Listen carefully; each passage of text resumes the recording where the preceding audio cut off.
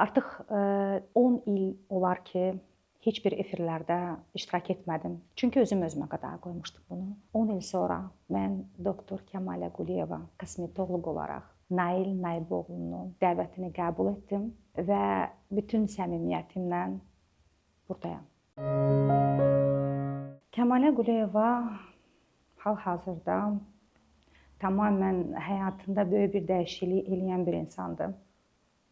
Və hal-hazırda Kəmalə Quliyeva bir həkim kosmetoloqdur və bu yerlərə gəlməkdən də ötəri çox çalışıb. Dediniz ki, həyatınızda böyük dəyişikliklər etmişsiniz. Nə dəyişikliklərdir olar? Dəyişikliklər çox düşündüyüm bir dəyişikliklər oldu. Çünki heç vaxt ağlıma gəlməyən bir yola getdim. Çünki mən tamamilə düşüncələrim ayrı idi, xəyallar ayrı idi, arzular ayrı idi. Neçə illər bundan qabaq idi. Təbii olaraq ki, hamısının arzuları olurdu. Amma mənim arzularım deyərdim ki, yarıda dayandı. Amma indi razı olduğum bir yerdəyəm. İxtisasım, ilk ixtisasım başqa bir ixtisas olub. Tamamilə başqa bir ixtisasda, tamamilə başqa bir yolda, tamamilə başqa bir yolla addımlayan bir yolda olmuşam. Amma sonradan bəzi məsələlər deyərdim, xoşa gələnmi deyim, xoşa gəlməyənmi deyim, məsələlərə görə mən o yolu və o arzularımı dayandırdım. Və bir müddət bir boşluq yaşadım. Və düşündüm ki, mən həyatda kim olmaq istəyirəm. Və mən yaradıcılıq çox sevirəm. Yaradıcılığı, incəsənəti çox sevdiyimə görə, yəni kosmetologiya özü də estetikadan gəlir, yəni yaradıcılıqdan gəlir. Hər kəs tibbi bitirsə də yaradıcılıq əlində olmalıdır. Onu bacarmalıdır. Var kosmetoloqlarımız, var çox peşəkar bir kosmetoloqlarımız. Amma bəzilərində olur ki, əlinin işi yoxdur. Yəni yaradıcı deyirlər. Yaradıcılığı yoxdur. O üzə baxanda onu yarada bilmir. Təhsilli mi kosmetoloqsuz siz? Bəli. Yoxsa siz də bu sahədə pul var, bu dəqiqə dəbdədir, hər kəs özünü dəyişmək istəyir, fərqi yoxdur, qadın, kişi və mən də gedim, olum, pul qazanım. O düşüncədən gəldiniz, yoxsa doğrudanmı, belə deyək də, bir ehtiyac duydunuz, bir içinizdə bir istək oldu bu sənətə? Yox, deməzdim ki, bu sahədə pul var, ona görə gəldim. Əslində, hər bir insan əgər çalışırsa, hər bir sahəsində pul var. Əgər onu hər bir sahəsində işləyə bilirsə.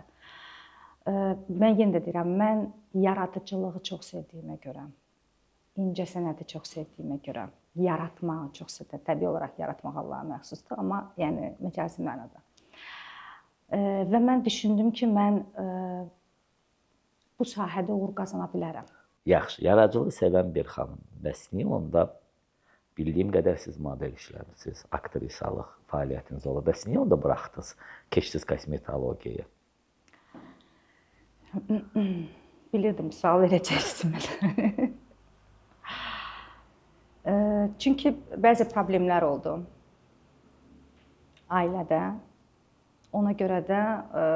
Həyat yoldaşınız qoymadı? Yox, həyat yoldaşım yox, atam qoymadı.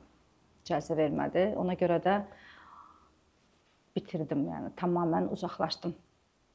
Ümumiyyətlə, necə oldu aktrisa, model olmaq qərarına gəldiniz? Sizə deyim ki, yəni bu, yenə də deyirəm, bəlkə bu içəridə olan bir yaradıcılıq idi, nə idi? Efir, işıqlar, kamera, bəlkə bunu sevdiyimdən idi. Təbii olaraq ki, yəni bir işi sevməsən, inanmıram ki, o işə getsin. Böyle əgər bu elə bir məkandır ki, burada o olmasa, o daxildə o yaradıcılıq olmasa, sən orada uğur qazana bilməyəcəksən. Mənim hələ ilk filmimdə mən uğur qazandım. Hansı film idi? Günahkar filminə çəkilmişdim mən. O filmdə artıq ilk filmim idi və ilk addımım idi mənim. Və mən artıq orada uğur qazandım.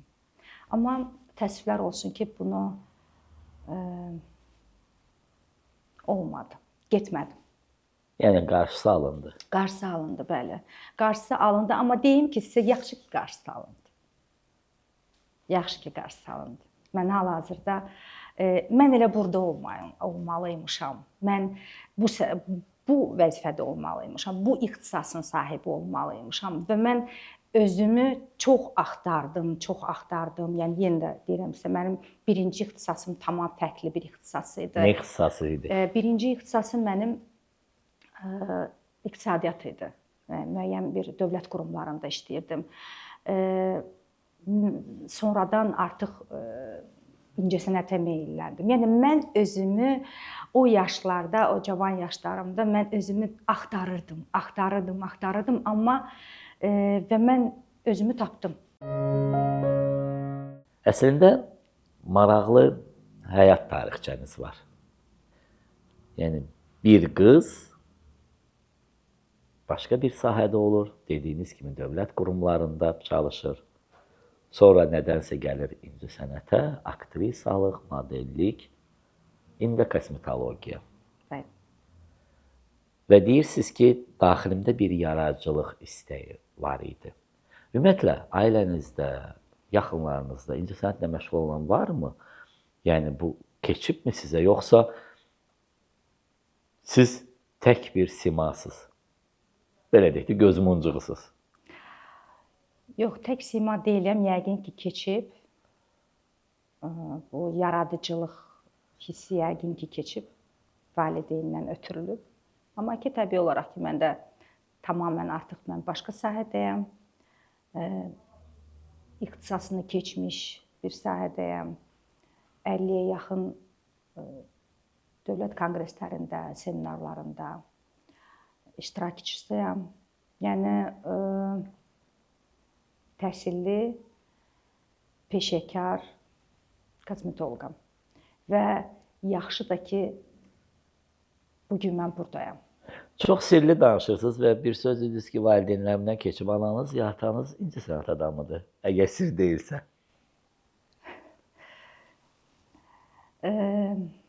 Anam yox, atam incəsənətdə olan bir insandır. Amma bu barədə danışmaq istəmirəm. Nail.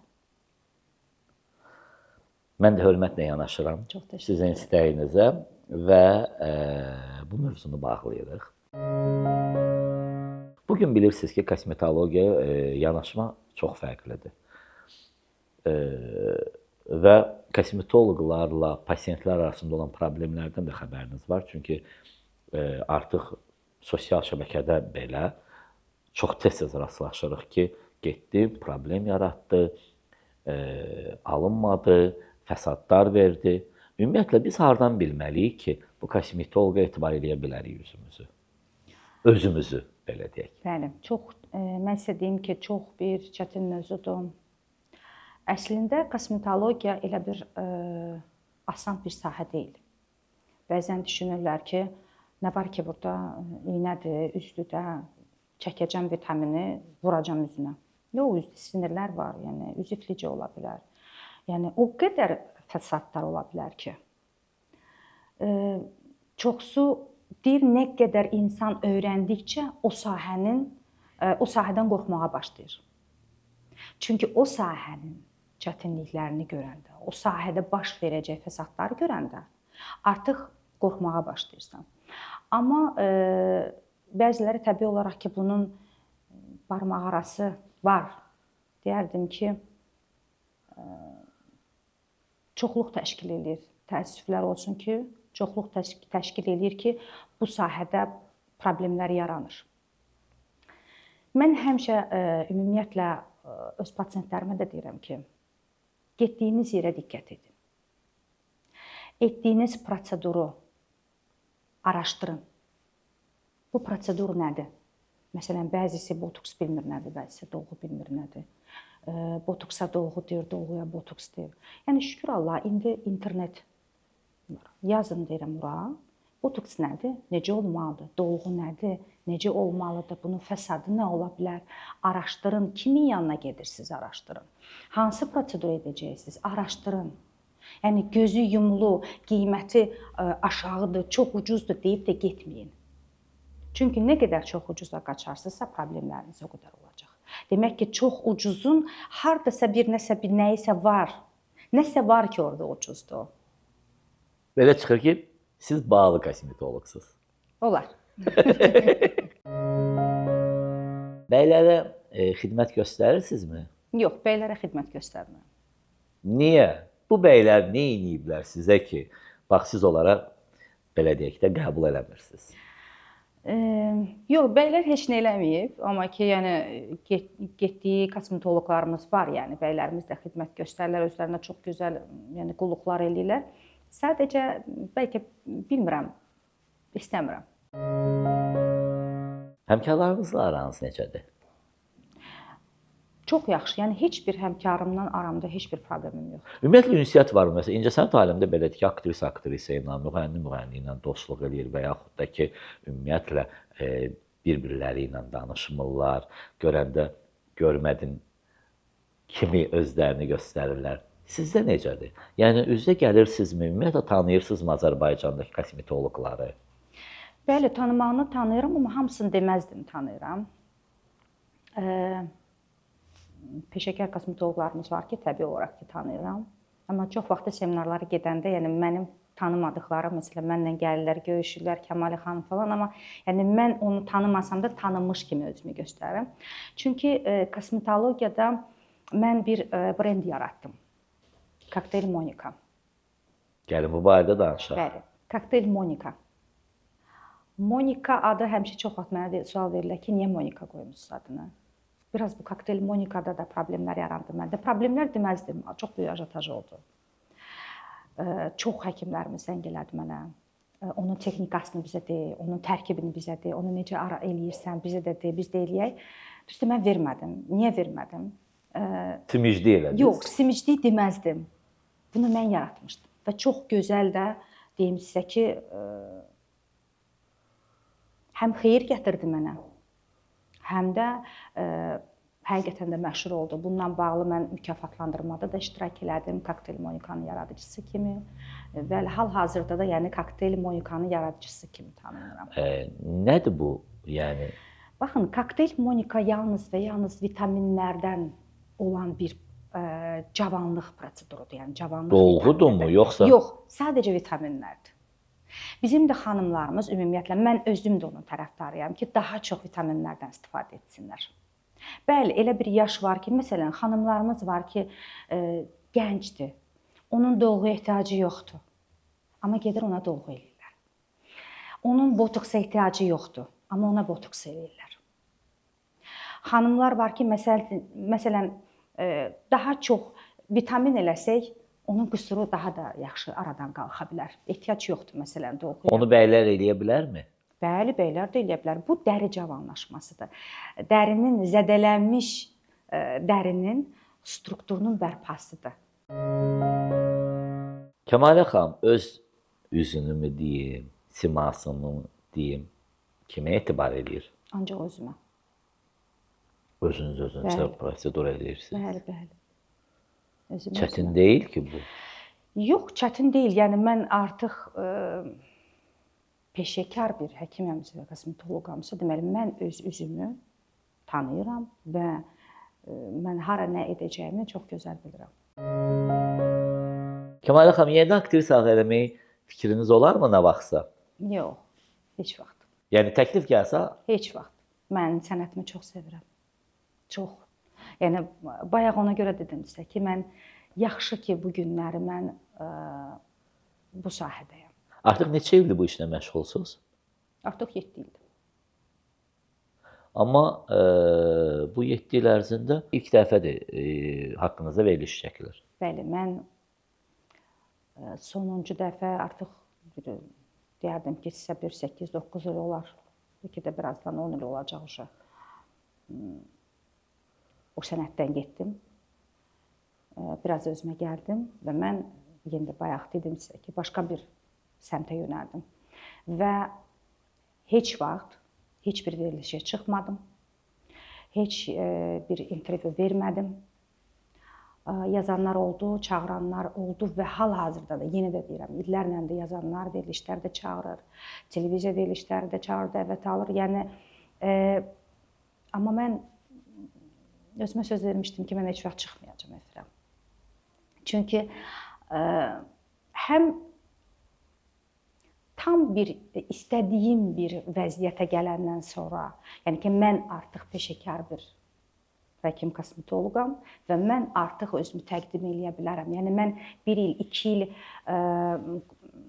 nəyisə biraz öyrənim və mənim əlimdə bir şans var və mənim hardansa özümü tanıdacaq bir mövzum var deyə də o tərəfdən çıxmamışam.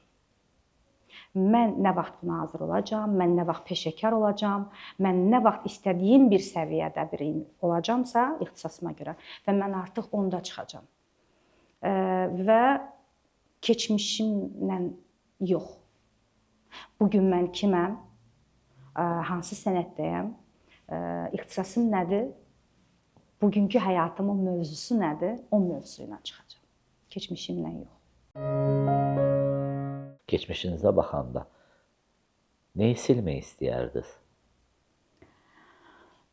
O aradakı dedimi aktrisalıq və modellik və aktrisalıq olan bir neçə ilim oldu. Mən onu silmək istəyərdim. Və oradakı olan o problemlər ki oldu, oradakı olan o mövzular ki oldu, o bir ajataj oldu, xoşa gəlməyən bir hadisələr oldu. Mən o illəri bəlkə də geri qayıtsaydım, mən o illəri yaşamaq istəməzdim. Mən o yolu getmək istəməzdim və mən onu tamamilə silmək istəyərdim həyatımdan. Hal-hazırki yerinizdən atanız razıdırmı? Məncə razıdır.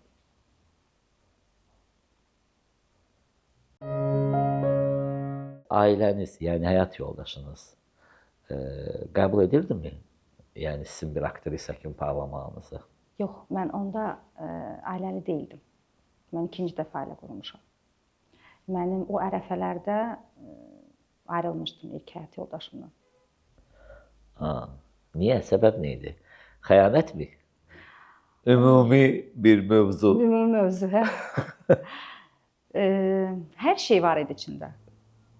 Hər şey var idi. İlk həyat yoldaşınızla ünsiyyətiniz varmı? Yox. İlk həyat yoldaşımdan bir övladım var. Onların, yəni mən ata-evlad arasına girməmişdim. Onların bir müddət var idi münasibətləri. Sonradan münasibətləri pozuldu onların da. Yəqin ki, evləndi, başqa uşağı oldu ona görə. Yəni mən onların arasına heç girmirəm. İstəyərlər ünsiyyətləri olsun, istəyər də olmasın. Bu artıq mənim qızımın öz qərarıdır. Çünki 21 yaşı var. Artıq özü nə istədiyini çox gözəl bilir. Kəmal xan, bir sual verin. Sizə elə gəlmir ki, bəzən valideynlərin səhvləri ucbatından övladlar əziyyət çəkirlər. Yəni bir ailə dağılırsa ilk növbədə və bir ailədə problem yaşanırsa ilk növbədə övladlar bundan əziyyət çəkir və bu travma olaraq övladın həyatında ömrünün sonuna qədər qalır. Mən də istəyərdim ki, mən həmişə məsələn mənim ətrafımda da hansısa bir ailədə problem olanda məsələn deyirəm ki, çalış bu problemi görmə, evlad var, uşaq var, ya başqası üçün danışmaq bizim üçün çox rahatdır. Amma o hissləri özümüz yaşayanda artıq görürük ki, nə qədər çətindir. Təbii olaraq mən də istəməzdim. Yəni mən də istərdim ki, evladımın bugünkü gün atası olsun, amma mənim evladım, yəni mən evladımı elə böyütmüşəm ki, bugünkü gün Ankarada universitetdə oxuyur, texnologiya üzrə. Çox savadlı bir qızdır o da.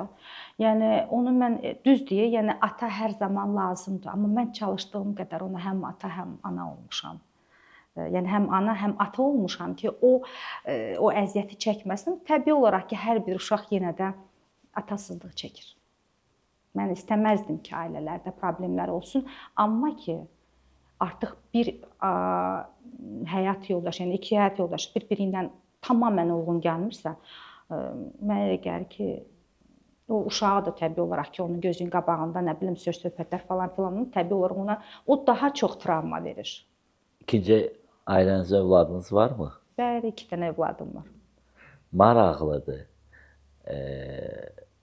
Övladlar bir-birləri ilə münasibətdə necədir? Möhtəşəm.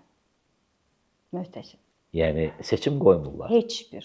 Yəni bəlkə də həqiqətən bəlkə 3 övlad heç bir ayrılıq, yəni bir olsaydı bəlkə bu qədər mehribançılıq bəlkə olmazdı ki, nə qədər ki onlarda var.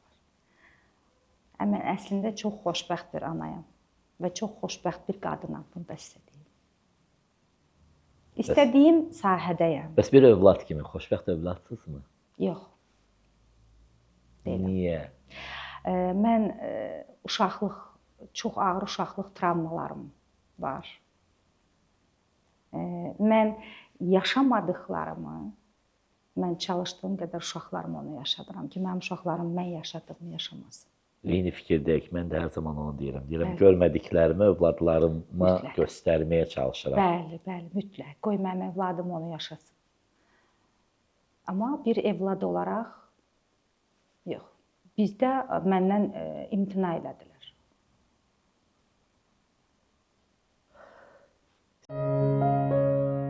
Elə bir sual oldumu ki, siz onu gözləyirdiniz, mən vermədim. Gözləyirdim.